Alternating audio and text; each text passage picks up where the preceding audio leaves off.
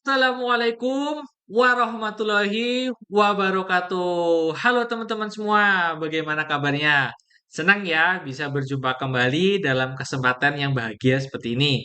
Nah, semoga teman-teman semua para pejuang CPNS 2023 tetap semangat dan jangan kendor belajarnya. Karena saingan kita ada banyak banget nih yang sama-sama mau jadi PNS juga. Oh iya, ingat juga ya kalau hanya tinggal beberapa minggu lagi nih, teman-teman akan benar-benar berjuang melawan beribu-ribu peserta lainnya. Jadi, benar-benar nih harus kita maksimalkan manage waktu belajar kita agar persiapan kita bisa maksimal. Jadi harus semangat. Nah, pada kesempatan kali ini, kira-kira ada yang bisa menebak gak nih materi apa yang akan dibahas? Kira-kira masih berkaitan dengan pilar negara. Nah, sebelumnya kan pilar negara yang sudah kita bahas yaitu tentang Pancasila dan Undang-Undang Dasar 1945. Nah, pada kali ini materi yang mau dibahas yaitu tentang Bhinneka Tunggal Ika. Nah, untuk kedepannya baru nih kita sama dengan materi terakhir yaitu materi tentang NKRI. Baik, untuk sekarang kita langsung saja mulai materinya mengenai Bhinneka Tunggal Ika. Nah, jadi ini teman-teman ya, pilar negara, topiknya Bhinneka Tunggal Ika. Nah, kira-kira nih teman-teman pasti dari zaman kita sekolah SD sampai SMA yang kita tahu atau yang diajarkan sama guru kita ketika mendengar kata Bhinneka Tunggal Ika, pasti jawabnya itu berbeda-beda tetap satu jua atau satu tujuan. Tapi sebenarnya apa sih yang berbeda-beda itu dan apa sih maknanya? Mari kita bahas.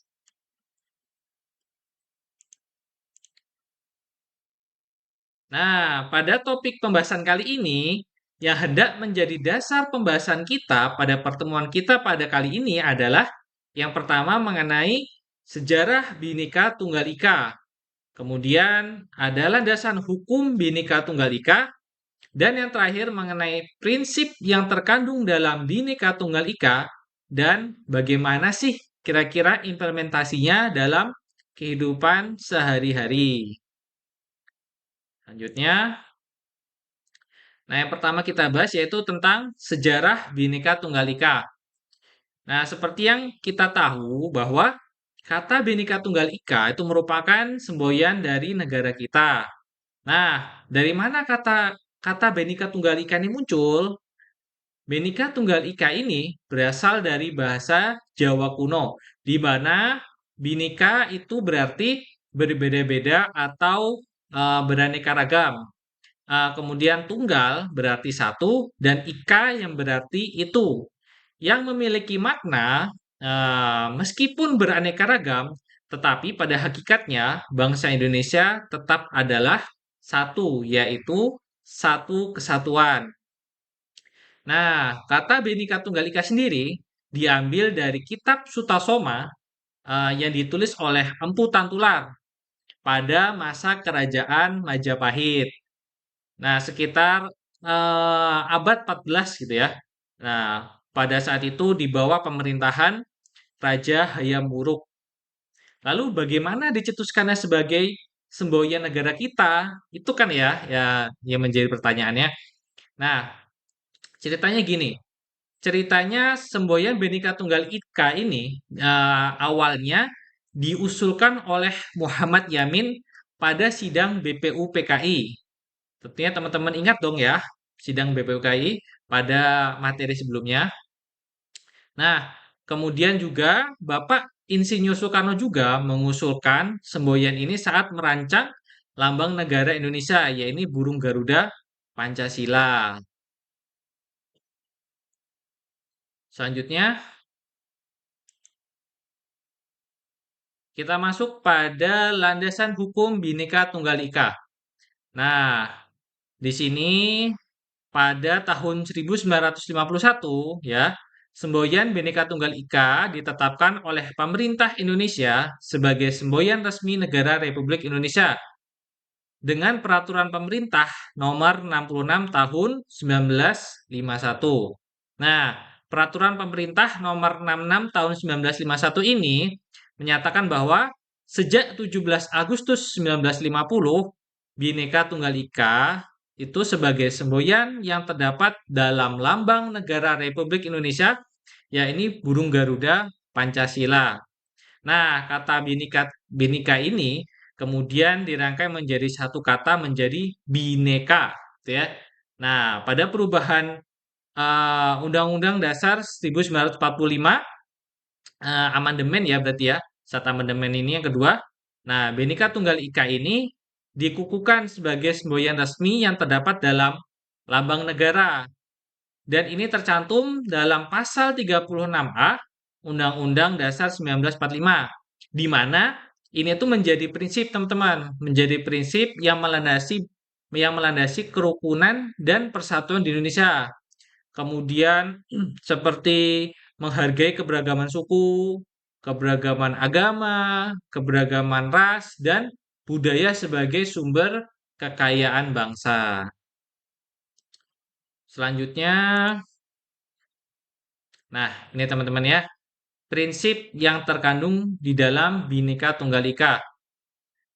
Teman-teman semua, seperti pada materi sebelumnya yang menyangkut tentang Pancasila dan Undang-Undang Dasar 1945, seperti halnya dalam perumusan dasar negara kita, itu kan Pancasila ya.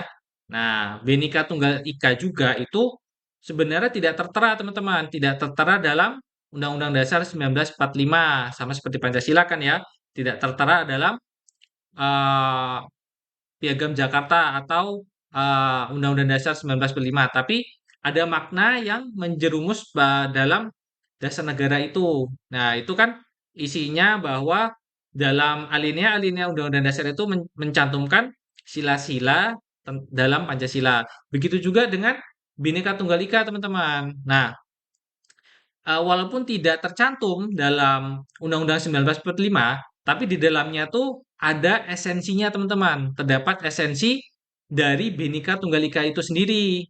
Nah, prinsip Bhinneka Tunggal Ika itu merupakan asas yang mengakui bahwa adanya kemajemukan bangsa dapat dilihat dari segi agama, keyakinan, suku, bangsa, adat budaya, kemudian ras gitu ya teman-teman yang kita tahu bahwa di Indonesia ini kan beragam-ragam suku, beragam-ragam agama, beragam-ragam bahasa, beragam-ragam budaya. Wah, banyak banget pokoknya ya.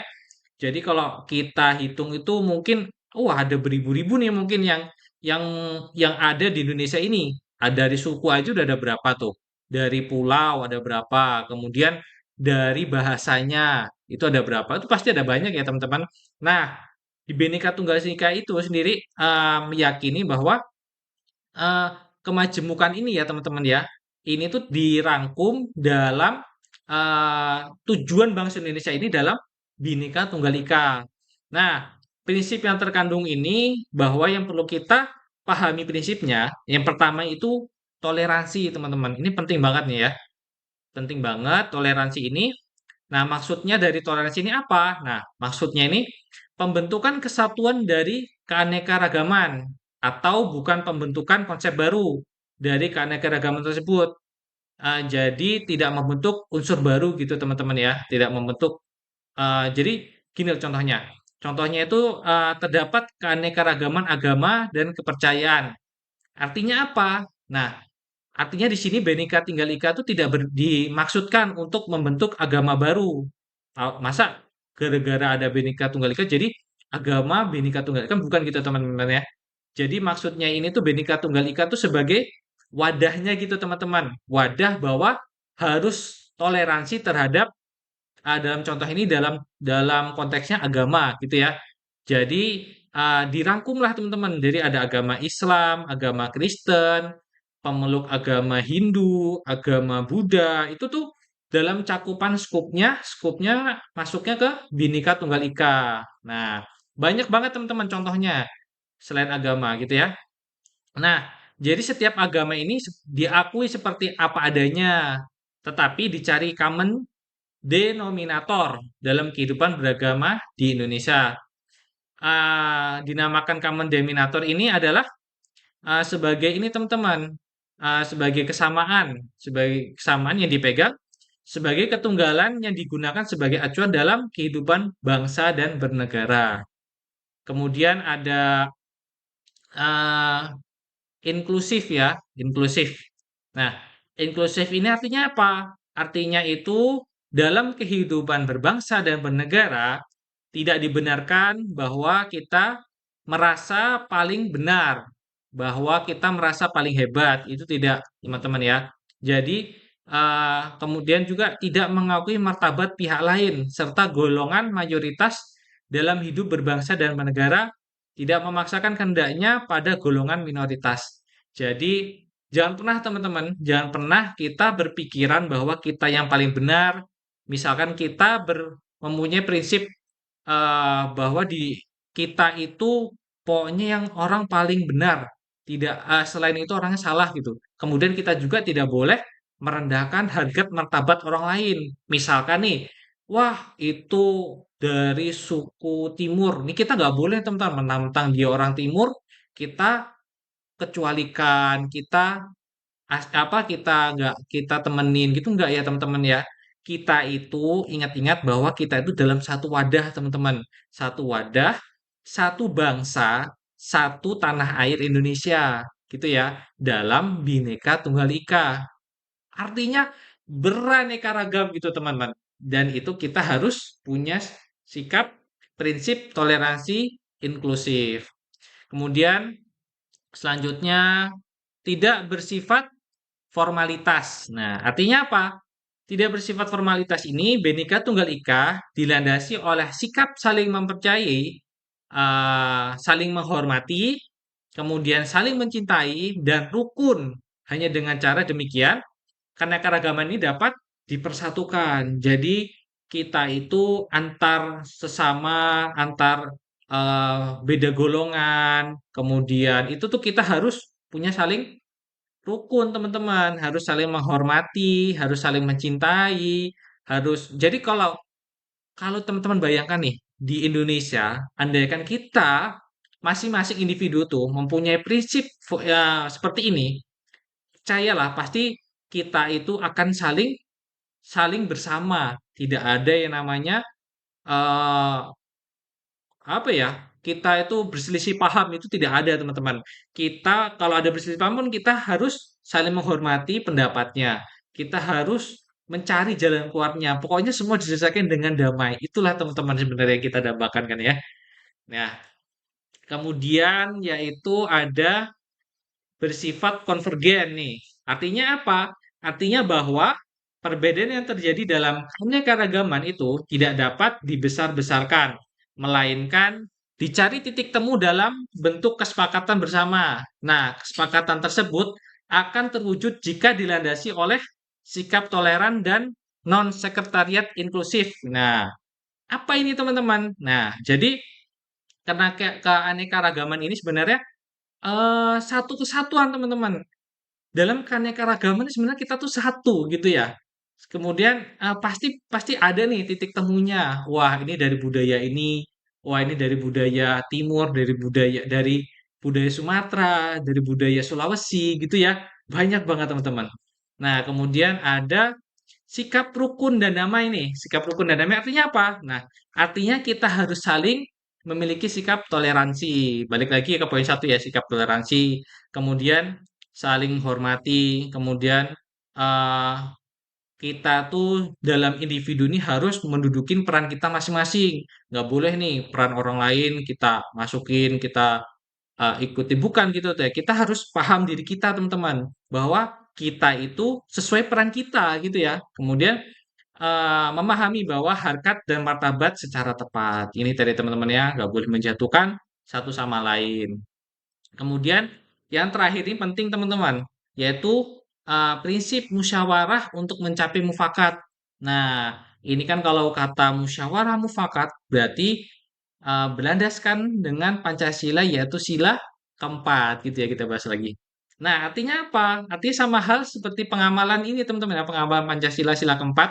Nah, kita harus dilandasi dengan segala sesuatu kita landasi dengan namanya musyawarah untuk mendapatkan mufakat atau kesepakatan bersama, gitu ya. Nah, kemudian kita masuk pada ini teman-teman bab terakhirnya yaitu implementasi dalam kehidupan sehari-hari. Kira-kira ada beberapa hal nih teman-teman yang bisa kita terapkan dalam kehidupan kita sehari-hari. Yang pertama nih, saling menghormati semua agama yang diakui negara dan keyakinan dianut oleh negara lain. Kemudian melakukan penggalangan dana untuk meringankan pengobatan warga miskin yang sakit gitu ya teman-teman ya, kita melakukan donasi gitu ya. Itu bisa tuh, itu tuh termasuk implementasi dari Bhinneka Tunggal Ika dalam kehidupan kita sehari-hari. Kemudian berbagi makanan kepada tetangga apabila sedang memasak lebih. Itu simple ya teman-teman ya. Simple, kita bisa berbagi makanan lah, nggak cuma tetangga atau ya misalnya kita berlebih lah dalam hal segala urusan maupun rezeki itu kita dianjurkan untuk berbagi. Bahkan di setiap agama pun juga mengajarkan seperti itu gitu ya teman-teman ya. Nah, kemudian menjalin silaturahmi dengan warga yang memiliki perbedaan dengan kita. Jadi kita itu misalkan Islam, kemudian tetangga kita itu Kristen, kita tuh nggak boleh teman-teman, nggak boleh membeda-bedakan. Jadi kita tuh harus, yaitu teman-teman, toleransi. Jadi walaupun tetangga kita itu berbeda agama atau beda keyakinan, kita tetap teman-teman menjalin hubungan silaturahmi yang baik. Karena nanti kalau kita dalam kesulitan, pasti orang pertama yang akan membantu itu tetangga kita gitu ya. Jadi kita tuh harus saling eh apa ya, menjalin lah silaturahmi hubungan baik dengan tetangga. Kemudian menyaring berita supaya dapat menentukan berita yang masuk dan berita yang bohong. Ini teman-teman, jadi zaman sekarang nih, zaman modern seperti ini tuh banyak banget ya teman-teman. Udah kemajuan teknologi, meningkatnya berita dan sumber-sumber itu kita benar-benar harus menyaring teman-teman. Di era globalisasi seperti ini tuh kita banyak berita yang masuk tuh dan nggak semua berita itu benar. Jadi kita harus memilah nih teman-teman. Kita cari dulu faktanya, apakah benar berita ini, kemudian sebelum kita sebarkan atau kita beritahu itu, cek dulu teman-teman bahwa berita hoax atau bukan gitu ya. Kemudian selanjutnya yaitu bersahabat dengan orang tanpa memandang agama dan keyakinan dianutnya. Ini teman-teman ya, sama ya, kita menjalin silaturahmi dengan orang yang berbeda agama atau beda keyakinan dengan kita. Itu penting. Kemudian menolong orang lain tanpa memandang suku, agama, atau pandangan politik yang dimilikinya. Kemudian tidak mengutamakan kelompok pribadi atau golongan ketika akan memberikan bantuan atau pertolongan. Kemudian mampu melakukan kerjasama dengan orang yang berasal dari suku manapun dan agama apapun.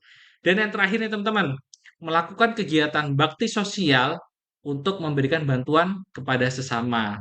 Jadi itu ya teman-teman ya, implementasi hal-hal simple lah, hal-hal yang ada di sekitar kita yang bisa kita terapkan dari nilai Bhinneka Tunggal Ika. Gitu ya teman-teman ya. Ini penting banget teman-teman. Wah, terima kasih. Sudah di akhir slide nih teman-teman nih. Ya, baik teman-teman, saya ucapkan terima kasih banyak atas partisipasi teman-teman semua. Semoga materi yang saya sampaikan ini itu dapat membantu teman-teman dalam memahami Bhinneka Tunggal Ika. Sebenarnya Bhinneka Tunggal Ika itu sebenarnya ada lah di sekeliling kita, di hal-hal simpel itu aja banyak teman-teman ya yang bisa kita terapkan. Semoga ini juga bisa menjadi bekal teman-teman semua dalam menghadapi tes CPNS 2023 nanti. Saya pamit undur diri teman-teman. Tetap semangat. Wassalamualaikum warahmatullahi wabarakatuh.